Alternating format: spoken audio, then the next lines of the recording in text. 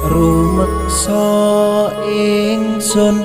lakune stangaya wara kelawan mekak hawa kang dur angkara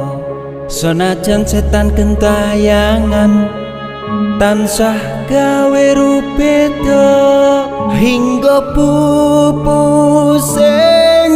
jaman hametek ingsun nyirap kene wisa murka